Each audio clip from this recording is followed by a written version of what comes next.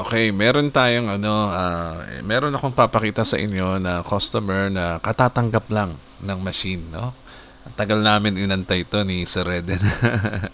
Bali, pinick up niya pa ito sa branch na siguro mga 1 oras ang biyahe or mahigit pa para makuha niya yung machine doon sa branch ng aming cargo delivery.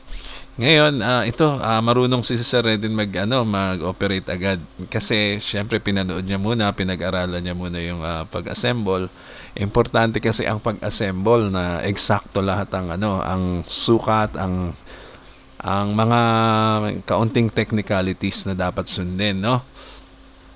And then, ayan, pinapakita ko rin ito para sa mga customers na marami kasing naghihinala, baka mamaya hindi namin matanggap ang machine. Baka mamaya pag nag-down kami sa'yo, ma-scam kami. So, hindi po mangyayari yun dahil sa tagal na namin nagbebenta ng machine, ay lahat naman so far nakatanggap. At wala namang pumapalya dyan, no?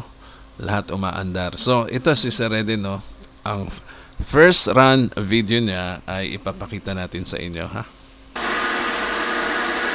Ito, una, nagkikilo ata siya ng palay dyan, no? Ang ganda ng setup niya. Ayan. So, naka-ready na ang pinaglagay ng machine. Actually, bago dumating, hinandaan niya na yan. Ay, mga wirings pa, oh. Talagang marunong si Sir Redin. Ayan, meron pang voltmeter doon, no? Ayan. So tinesting ni Sir, oh. Tinetesting ni Sir ang machine. Ayan, zoom in natin yan, oh. Ayun, oh, ang ganda, oh. Marunong si Sir kumuha ng video, kasi kino-close up niya.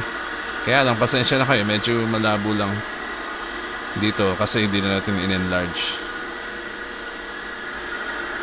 Ayan. So, tingnan natin anong nangyayari. So, maybe magsasend uli siya sa akin ng mas magandang video kasi bibigyan ko siya ng freebies dahil sa galing ng kuha niya.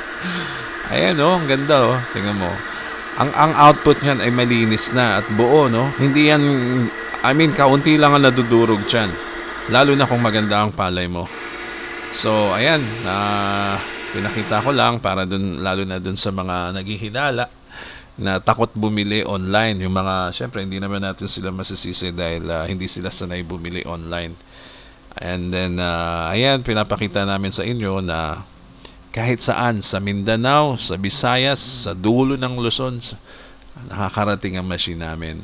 Ang dami ni Sir Redin gigilingin, no? Nakahanda.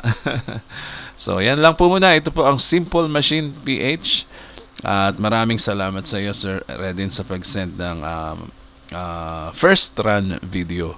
So pag nakabisado pa ni Sir Redin to, kayang-kaya niya pa-improvein yan. Ipa-improve ang ating machine dahil ito ay napakasimple, napakadali i-maintain at pwede mong improve. Okay? Meron pa tayong space sa improvement dyan. Marami tayong matututunan pag meron na kayong machine. Okay? Yan lang po muna. Ito po ang Simple Machine PH. Salamat po.